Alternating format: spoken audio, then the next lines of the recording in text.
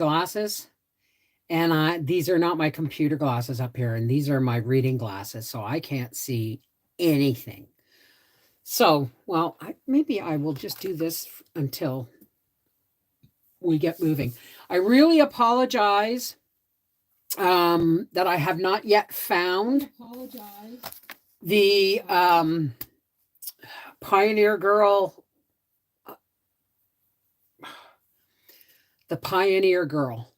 autobiography. I haven't found it yet, and nor at the moment do I have time or energy to go on a prolonged search. I got all these things going on in my life. I got, you'll hear about it on Life with the Wolfies after. So, welcome to Little House Live, day 5. Now I can't see you, but I can read. And, hey, barefoot chickens, how's it going? God, somebody emailed me today and a company emailed me today and offered me an automatic chicken door. And I hated to tell them that, I don't got a chicken coop, an outdoor coop anymore. Right? Hi, Natasha. All right. Now, last week we read Cattle in the Hay, and now we have, okay, yes, and then Ma and Pa and Carrie went to town, right? So let's start right in on chapter 11, Runaway. Now, I know we're talking about this stuff, and I know, well, let's talk about it after, but I just got to say, doesn't anybody else see the inequality of Laura's treatment in comparison with her sisters? And is that because that's the way she felt when she wrote the books? Or is it a true representation? Do you ever think of that? Like, we're always like, oh, Mary, you just want to slap her sometimes, right? Hi, Ponder. How are you, darling? You know what I mean? And that Laura did took on so many adult things. Like even in Little House in the Big Woods, you remember when Pa played Mad Dog and they got into a corner and Laura ran and hopped right over the wood box, dragging Mary behind her. It was Laura in Little House in the on the Prairie who dragged Mary away from Mary and baby Carrie away from the fire when the chimney caught on fire and stuff. Do you ever, I wanted you to know that last week I started watching you read Little House with my almost 4-year-old grandson. He has cerebral palsy and he absolutely loved it, as did I. Well, thank you, Black Rock. Thank you. So these are just things that I think about. Now we all know that these are not necessarily an accurate representation of Laura's childhood. They took her very adult biography, which when I say adult, I mean, they talked more about debt and people's behavior and stuff like that. This was tidied up and fictionalized and moved around for the sake of it becoming children's books. Not all of these are accurate.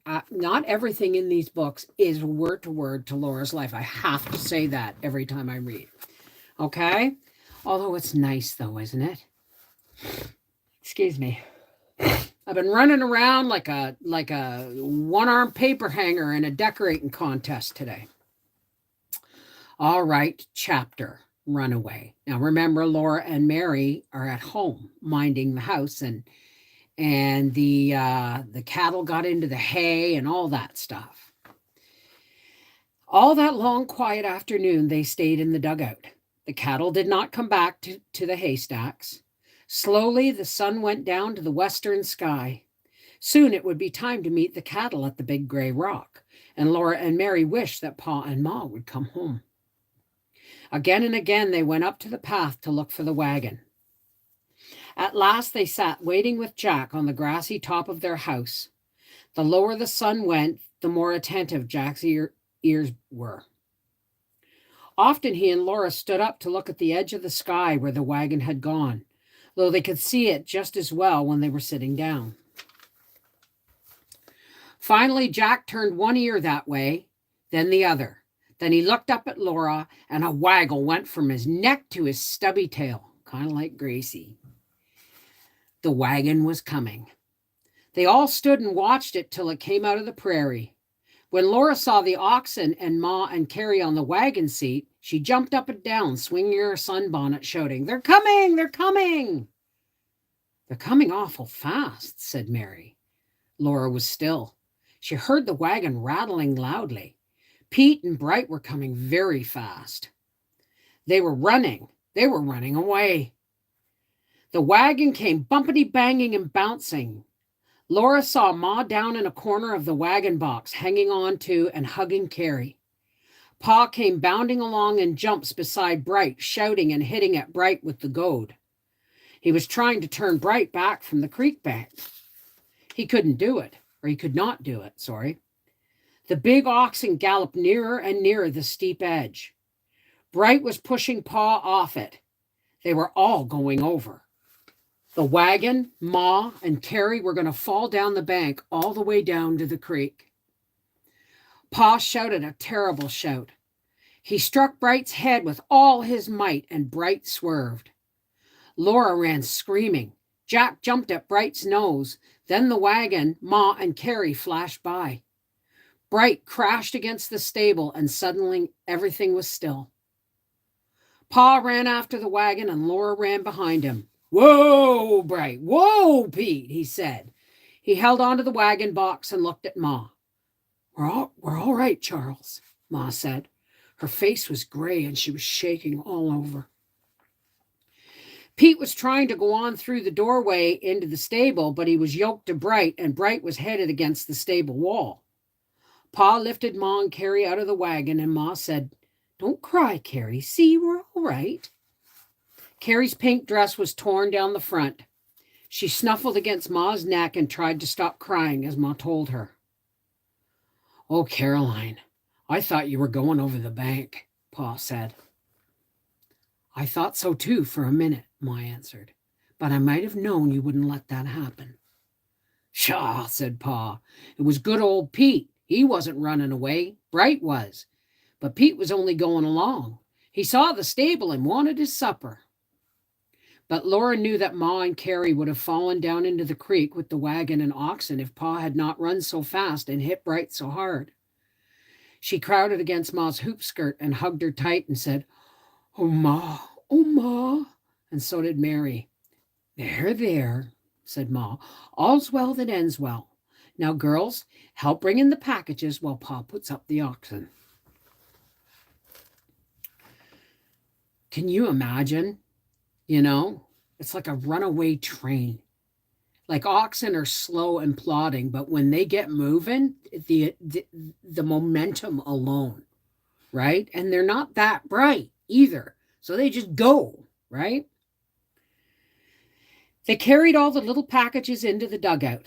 They met the cattle at the gray rock and put Spot in the stable. And Laura helped milk her while Mary helped Ma get supper. At supper, they told how the cattle had gotten into the haystacks and how they had driven them away. Pa said they had done the exactly right thing. He said, "We knew we could depend on you to take care of everything, didn't we, Caroline?" They had completely forgotten that Pa always brought them presents from town until after supper, he pushed back his bench and looked as if he expected something. Then Laura jumped on his knee and Mary sat on the other, and Laura bounced and asked, "What did you bring us, Pa? What?" "Guess," said Pa. They could not guess. But Laura felt something crackle in his jumper pocket, and she pounced on it. She pulled out a paper bag, beautifully striped with tiny red and green stripes. And in the bag were 2 sticks of candy, one for Mary and one for Laura. They were maple sugar colored, and they were flat on one side. Mary licked hers, but Laura bit her stick, and outside it came off crumbly. The inside was hard and clear and brown. It had a rich brown, tangy taste. Pa said it was horehound candy. After the dishes were done, Laura and Mary each took the stick of candy and they sat on Pa's knees, outside the door in the cool dusk. Ma sat just inside the dugout, humming to Carrie in her arms. The creek was talking to itself under the yellow willows. One by one, the great stars swung low and seemed to quiver and flicker in the wind. Laura was snug in Pa's arms. His beard tickled her cheek, and the delicious candy taste melted on her tongue. After a while, she said, "Pa." "What little half pint?" Pa's voice asked against her hair. "I think I like wolves better than cattle," she said. "Cattle are more useful, Laura," Pa said.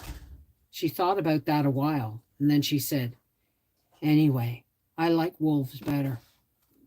She was not contradicting. She was only saying what she thought. "Well, Laura, we're going to have a good team of horses before long," he said. And she knew that would be. She knew when that would be. It would be when they had a wheat crop. That's okay, Linda. Nothing, dear. I'm reading. I'm doing my Little House Live. Your supper's under the big plate on the counter? Okay. Take your pills. Thank you, dear. Did you check the chickens? Yeah, I gave them food and water. Really? I did that this morning. Piglets? Oh, they are. Well, they're going to meet the freezer this Sunday. Hopefully. Yeah, I know. If there were only 2 pairs of us, eh, dear? Okay. Who wants to go on? I got to look. That's okay.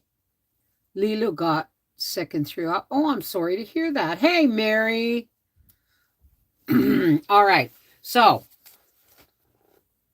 you want me to continue? Because the next chapter, we'll do the next 2 chapters because they go together. Okay. And then I have to get off and start getting ready for my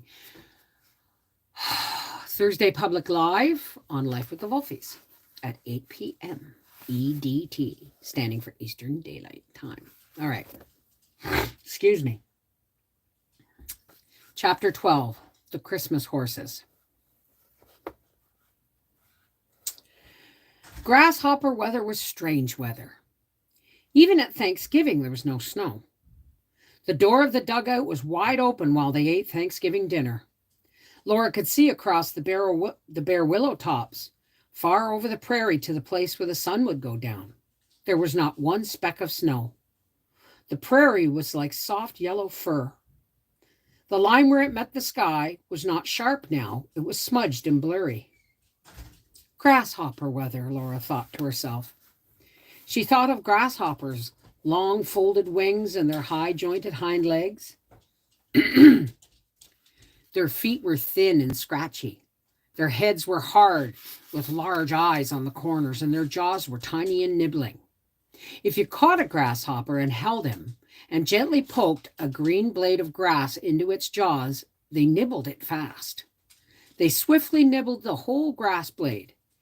Well, yeah, I'm sure you'd try too if it was someone was force feeding you, right? Till the tip of it went into them and was gone. Thanksgiving dinner was good. Pa had shot a wild goose for it. Ma had to stew the goose because there was no fireplace and no oven in the little stove. But she made dumplings in the gravy. There were corn dodgers and mashed potatoes.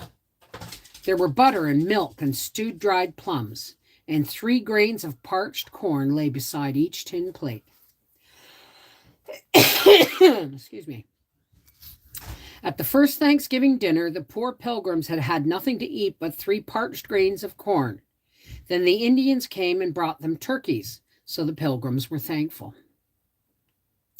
Now, after they had eaten their good big Thanksgiving dinner, Laura and Mary could eat their grains of corn and remember the pilgrims. Parched corn was good. It crackled and crunched, and taste was sweet and brown. Then Thanksgiving was past, and it was time to think of Christmas. Still, there was no snow and no rain. The sky was gray, the prairie dull, and the winds were cold. But the cold winds blew over the top of the dugout. A dugout is snug and cozy, said Ma, but I do feel like an animal penned up in my... Okay, excuse me. A dugout is snug and cozy, said Ma, but I do feel like an animal penned up for the winter. Never mind, Caroline, Pa said. We'll have a good house next year. His eyes shone and his voice was like singing. And good horses and a buggy to boot. I'll take you riding, dressed up in silks. Think, Caroline, this level, rich land, not a stone or stump to contend with. Only 3 miles from a railroad. We can sell every grain of wheat we raise. Then he ran his fingers through his hair and said, I do wish I had a team of horses. Now, Charles, said Ma, here we are, all healthy, safe, and snug.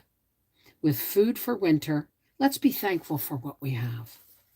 I am, Pa said, but Pete and Bright are too slow for harrowing and harvesting.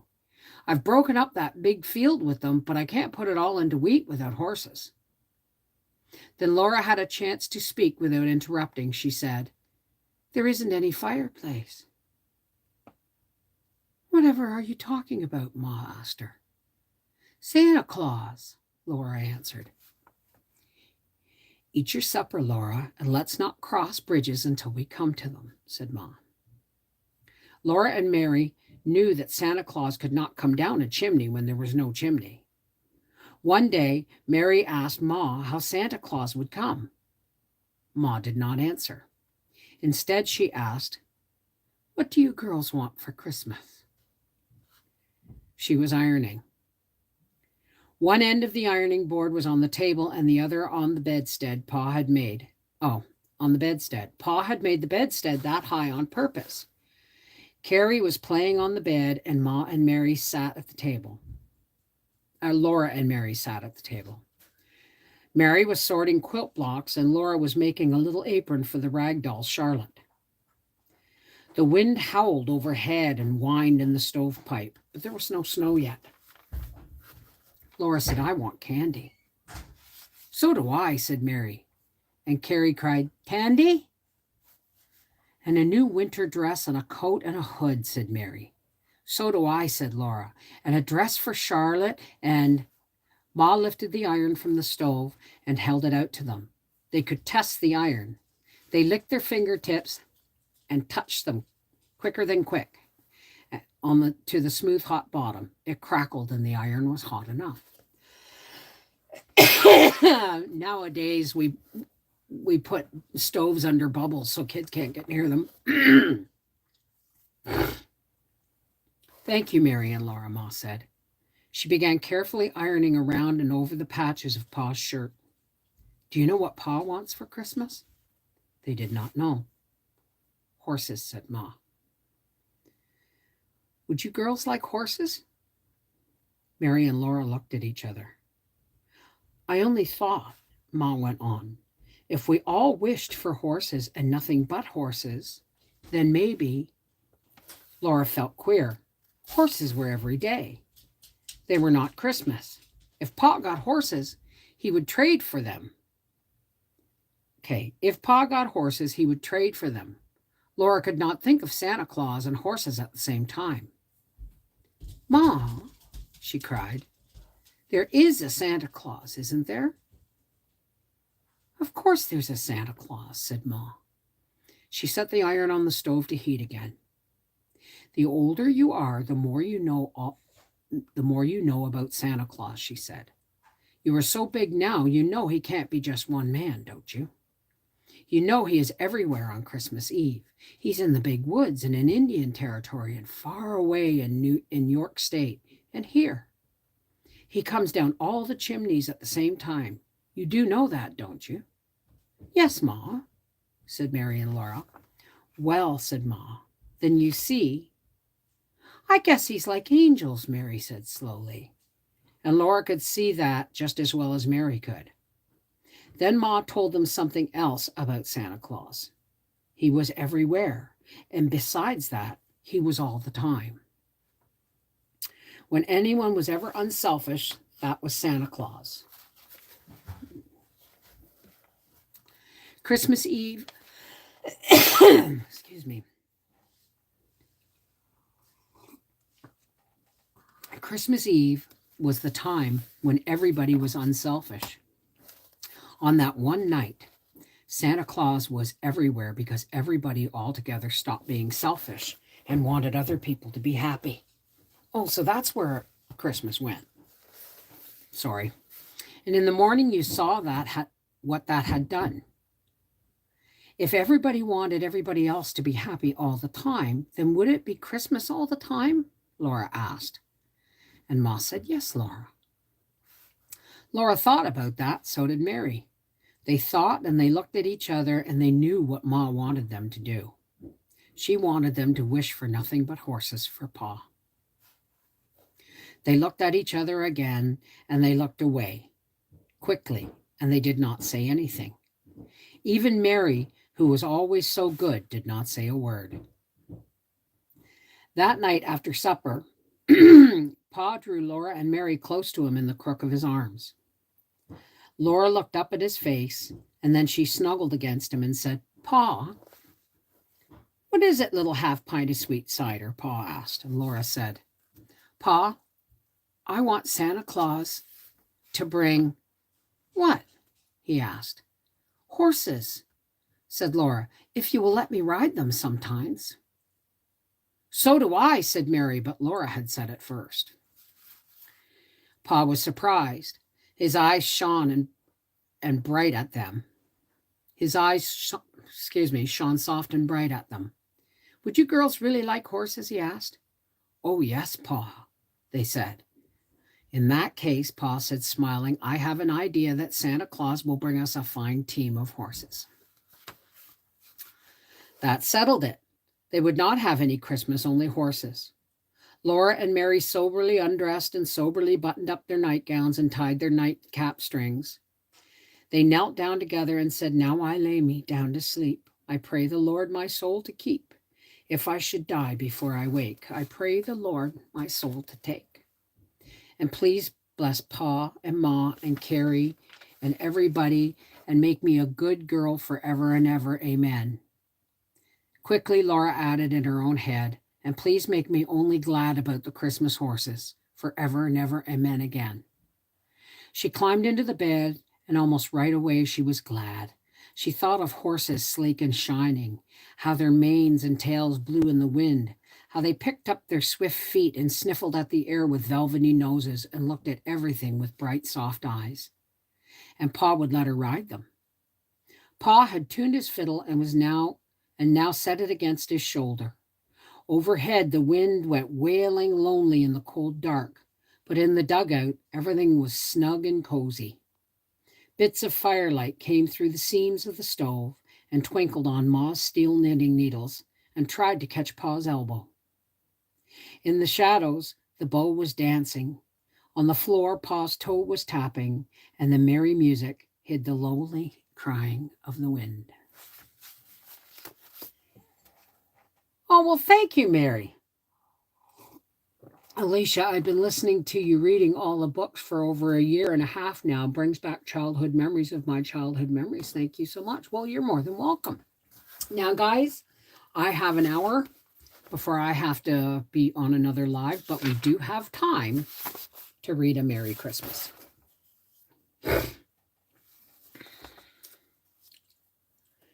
Next morning, snow was in the air. Ow! Sorry, folks. Hard bits of snow were leaping and whirling in the howling wind. Laura could not go out to play. In the stable, Spot and Pete and Bright stood all day long eating the hay and straw in the dugout. Pa mended his boots while Ma read to him again the story called Millbank.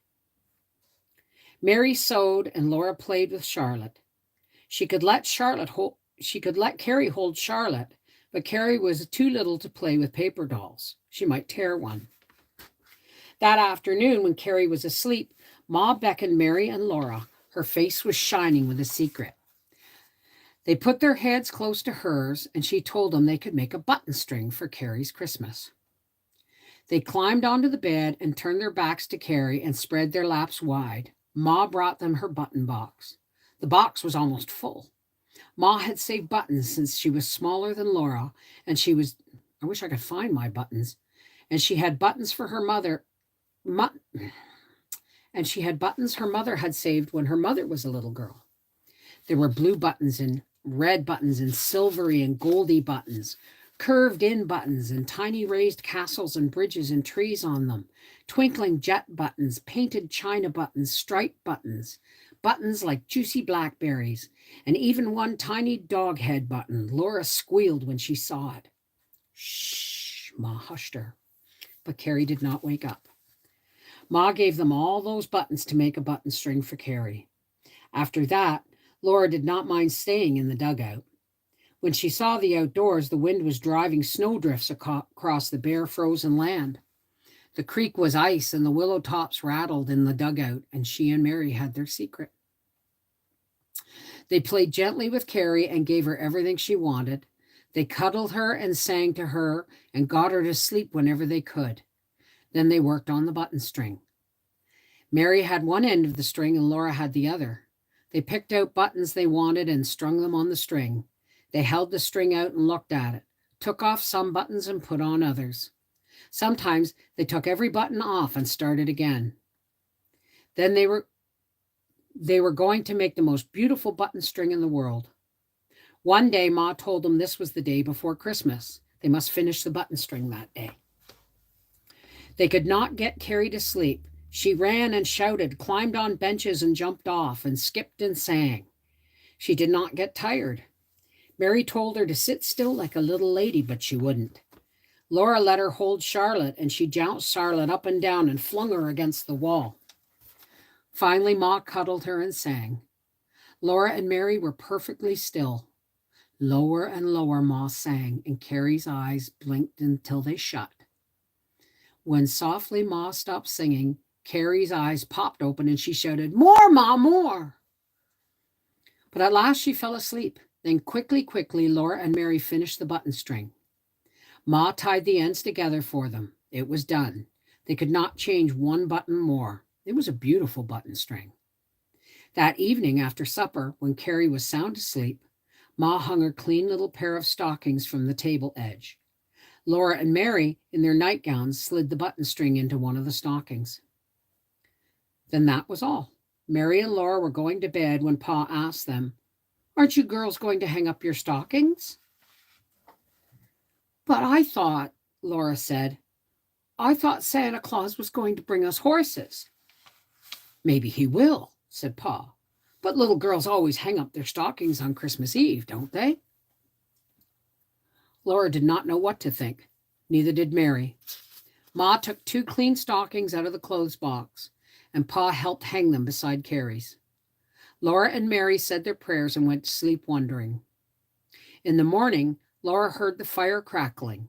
She opened one eye the least bit and saw lamplight and a bulge in her Christmas stocking. She yelled and jumped out of bed. Mary came running too, and Carrie woke up. In Laura's stocking and in Mary's stocking were little paper packages just alike. In the packages was candy. Laura had 6 pieces, Mary had 6, and Mary had 6. They had never seen such beautiful candy. It was too beautiful to eat. Some pieces were like ribbons bent in waves. Some were short bits of round stick candy, and on their ends, flat ends, were colored flowers that went all the way through. Some were perfectly round and striped. In one of Carrie's stockings were 4 pieces of that beautiful candy. In the other was the button string. Carrie's eyes and her mouth were perfectly round when she saw it. Then she squealed and grabbed it and squealed again. She sat on Pa's knee looking at her candy and her button string and wriggling and laughing with joy. Then it was time for Pa to do the chores. He said, "Do you suppose there's anything for us in the stable?" And Ma said, "Dress as fast as you can, girls, and go to the stable and see what Pa finds." It was winter, so they had to put on stockings and shoes. But Ma helped them button up the shoes, and she pinned their shawls under their chins. They ran out into the cold. Everything was gray except a long red streak in the eastern sky. Its red light shone on the patches of white-gray snow. Snow was caught in the dead grass on the walls and the roof of the stable, and it was red. Pa stood waiting at the stable door. He laughed when he saw Laura and Mary, and he stepped outside to let them go in. Standing in Pete and Bright's places were 2 horses. They were larger than Pet and Patty. They were a soft red-brown color, shining like silk. Their manes and tails were black. Their eyes were bright and gentle. They put their velvety noses down to Laura and nibbled softly at her hand, and they breathed warm on it.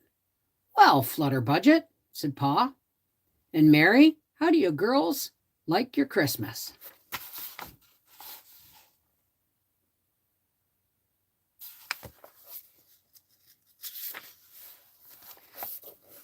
"Very much, Pa," said Mary, but Laura could only say, "Oh, Pa." Pa's eyes shone deep, and he asked, "Who wants to ride the Christmas horses to water?" Laura could hardly wait until he lifted Mary up and showed her how to hold on to the mane and told her not to be afraid. Then Pa's strong hand swung Laura up. She sat on the horse's big, gentle back and felt its aliveness carrying her. All outdoors was glittering now with sunshine on snow and frost. Pa went ahead, leading the horses and carrying his axe to break the ice in the creek so they could drink. The horses lifted their heads and took deep breaths and whooshed the cold out of their noses. Their velvety ears pricked forward and then back and forward again. Laura held to the horse's mane and clapped her shoes together and laughed. Pa and the horses and Mary were all happy in the gay, cold Christmas morning. Well,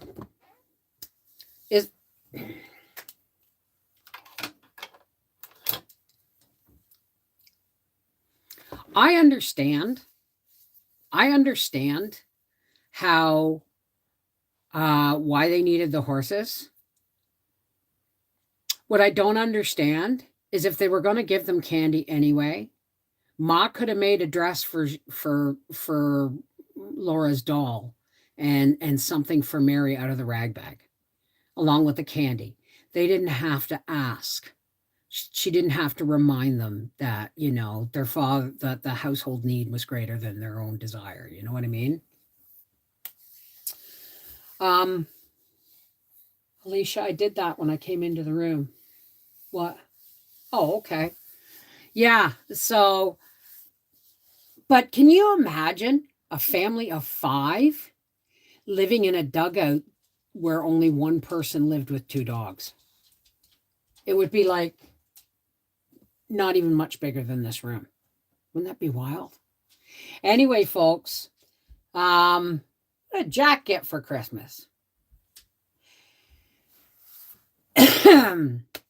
Thank you for joining me on Little House Live, day 5 on the banks of Plum Creek. And next week, we will start with chapter 14, the spring freshet. Freshet or freshet? I'm not sure how to pronounce it. I'll have to look it up. I hope you enjoyed this. Take care. God bless. I got to get set up for my live. Love you guys. Live Thursday public live on Life with the Wolfies, 8 p.m. EDT. Take care. God bless.